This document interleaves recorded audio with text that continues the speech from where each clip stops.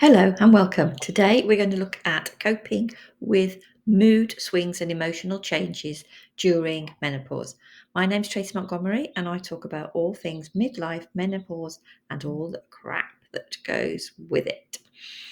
So we know that during the menopause transition from perimenopause on into postmenopause that it is fairly normal, fairly common for the majority of us to experience mood swings and emotional changes. It's normal. These are part of the hormonal shift because we know that our normal female hormonal profile is changing at this stage. So, what's going on? Let's talk about what you can be feeling. So you can be feeling more stressed, you can be feeling more anxious, your self-esteem can drop, and this is all due to what's happening with your hormones. So the two main hormones we talk about at this stage are estrogen and progesterone. So progesterone has an overall calming effect on your mood. It also helps with your sleep and your relaxation. So as that drops off, you don't have that calming barrier to help you. And we can also see one of the other many symptoms of menopause is disturbed sleep. So that's because our progesterone levels are starting to drop off. The other main hormone, estrogen, helps with the regulation of several other mood boosting hormones. They are not exclusive to, but the main ones are your serotonin, norepinephrine, and dopamine. So, estrogen helps to support certain types of brain functions, such as your cognition. That's how you're processing things. So, when these estrogen levels start to drop off, you can also get what we call brain fog. This is why you're starting to forget names, you're forgetting places. So it's like normally key points that you forget. You know, the one when you're talking to somebody that you've known for ages, absolute years, and you know them, but you can't figure out why you know them, where you know them from, and even more embarrassing, what their name is. That's to do with the decline in your estrogen levels. Now, this is normal. It's part of the transition. It's part of moving from, as I've already said, perimenopause on into postmenopause. It's a part of our hormonal transition, and it is due to the decline in those two major hormones, progesterone and estrogen. So what can we do about it? So there are certain things that our brain does like. Our brain does like routines. And there are various studies that state that having a set routine helps to relax the brain. So if the brain knows what you're going to do on a daily basis, a weekly basis, it can take that part of your stresses out and makes things easier. So have a routine, a daily routine. Add into that daily routine or use as part of your daily routine journaling. Now, journaling can help with a number of things because you can journal or diarize, same sort of process at the same time. So your diarizing can be your planning part of it, your routine part of it, so that if you do your journaling in the morning, you know what you're doing for the rest of the day. Then your brain starts to relax on that, decreases your stress levels. Also, daily journaling helps you to externalize how you're feeling, put on paper your emotions, and you can start to see what is happening to you. You can use certain prompts like, today I feel like, today I need to. Those sort of prompts can help. You can also use things like gratitude, affirmations. I am enough. We are all enough. These thought that go onto paper are incredibly powerful and incredibly therapeutic because you're externalizing them. You can visualize them. You can even do a whole brain dump, maybe not on a daily basis, maybe put that into your regular routines.